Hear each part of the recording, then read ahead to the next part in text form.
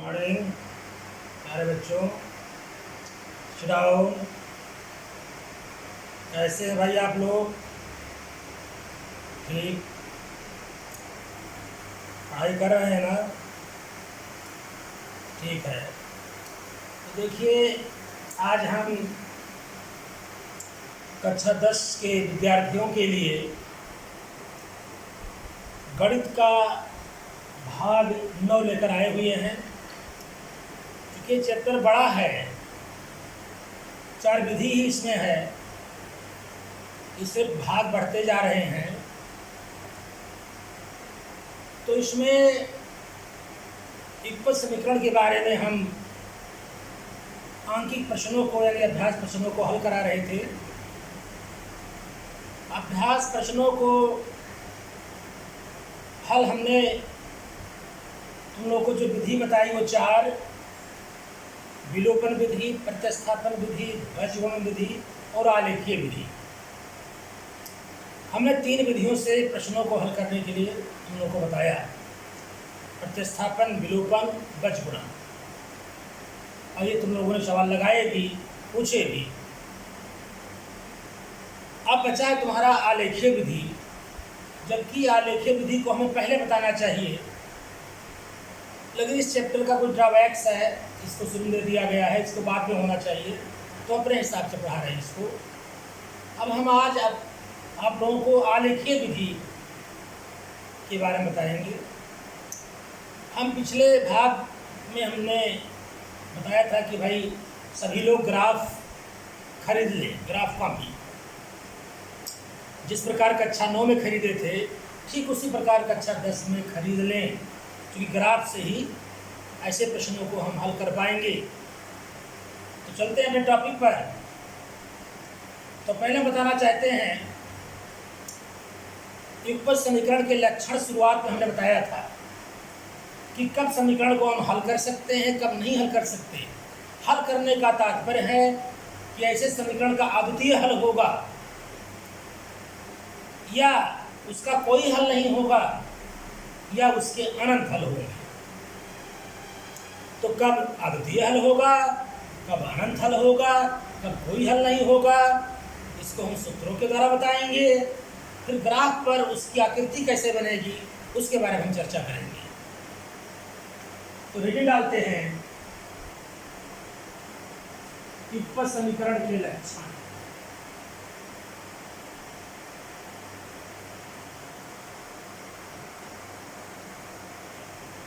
युगपत समीकरण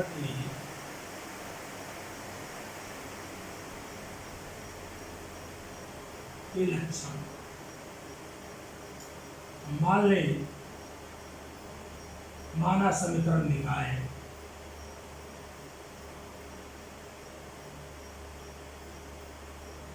a1x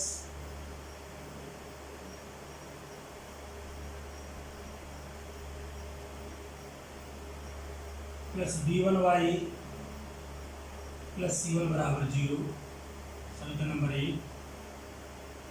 a2x plus b2y plus c2 बराबर 0। ये कोई समीकरण निकाय है। यहाँ पर a1 b1 c1 और a2 b2 c2 की जगह पर कोई भी अंक हो सकते हैं। तो पहले हम क्या करेंगे, कोई समीकरण दिया हुआ है, इससे पूछ रहा उसने कि बताओ इसका अनंत हल है कि कोई हल नहीं, अद्वितीय हल है। या कभी कभी क्या करते हैं, 2x प्लस ky प्लस 5 बराबर 0 कर दिया, एक के गुणांक को गायब कर दिया और कहा इस समीकरण का अद्वितीय हल हो तो k का मान ज्ञात करो, या कोई हल नहीं है तो k का मान ज्ञात करो, या अनंत हल है तो k का मान ज्ञात करो। तो हम क्या करेंगे, इसके लिए पहला पॉइंट, यदि समीकरण 1 से a1 निकालें और समीकरण 2 से a2 निकालें, इसके जो गुणांक दिए हों दोनों को भाग करें, a1 बटा a2। इसी प्रकार b1 और b2 को भाग करें।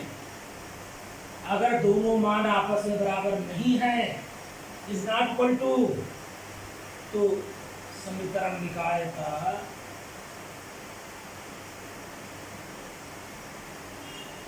निकाय का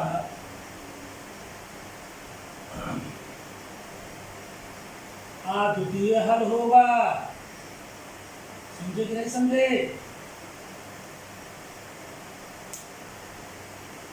बताएं, संदीप पांडे समझ में आ रहा है? कोई दिक्कत हो फौरन पूछें, बैठे नहीं, और पूछने पर कोई शर्म नहीं। मतलब ये आ गया 2/3 और ये आ गया 3/4, तो अद्वितीय हल का मतलब क्या हुआ?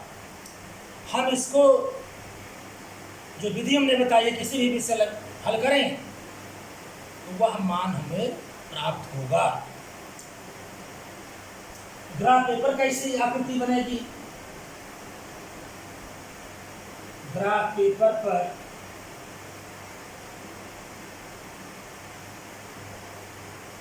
आकृति दो रेखाएं से कोई खींचा गया, ये कैसे खींच दिया गया, ये कहीं कट गए। मतलब पहले से भी बड़ी की आकृति बनी, एक रेखा ये भी और दूसरे से बनने के बाद सीधी बनी, ये कहीं एक ही जगह पर क्या करेंगे, काटेंगे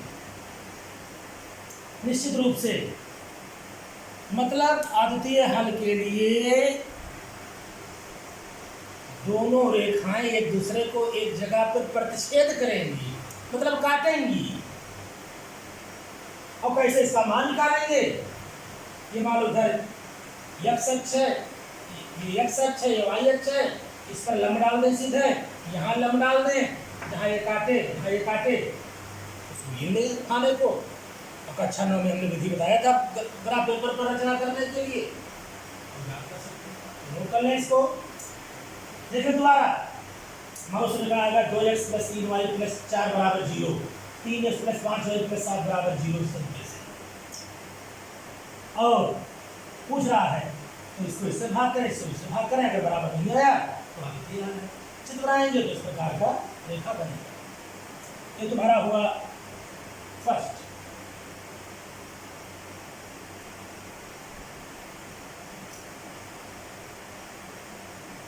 सेकंड क्या है?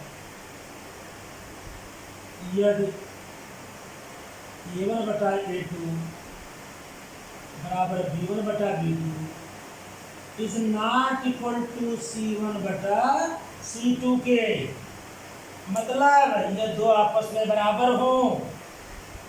ये अगर ये A1/A2 2 आया तो B1/B2 2 आ जाए, लेकिन ये 3/5 आ जाए, तब निकाय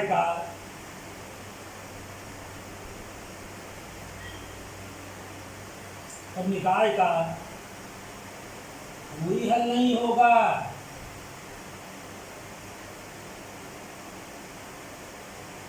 कोई हल नहीं होगा, मतलब हम ऐसे लिखकर छोड़ देंगे, यहां लगाने की आवश्यकता नहीं है।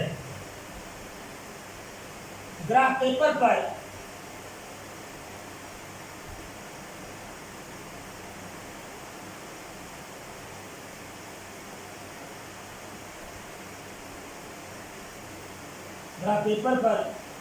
आकृति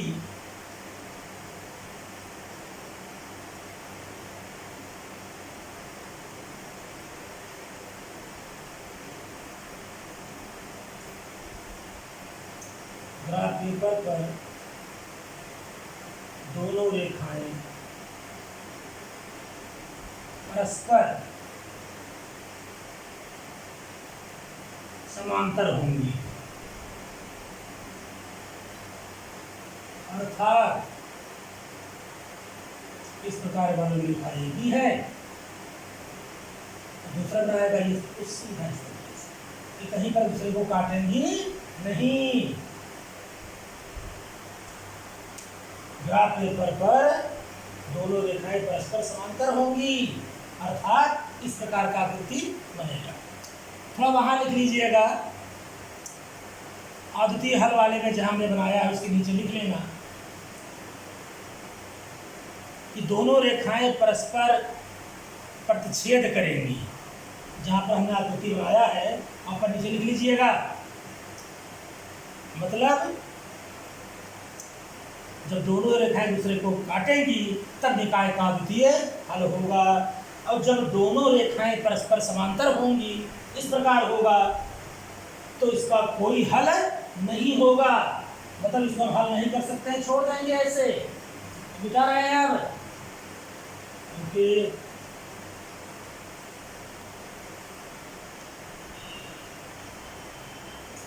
तीसरा है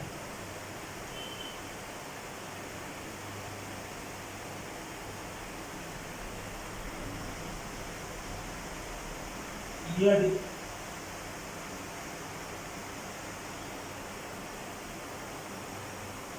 A1 बटा A2 निकालो, B1 बटा B2 निकालो,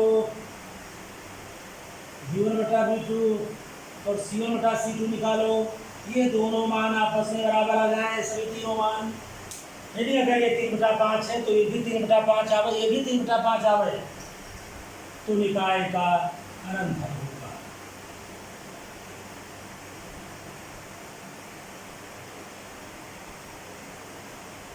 अनंत हल होगा। यहाँ पर भी लिखकर उसे छोड़ देंगे।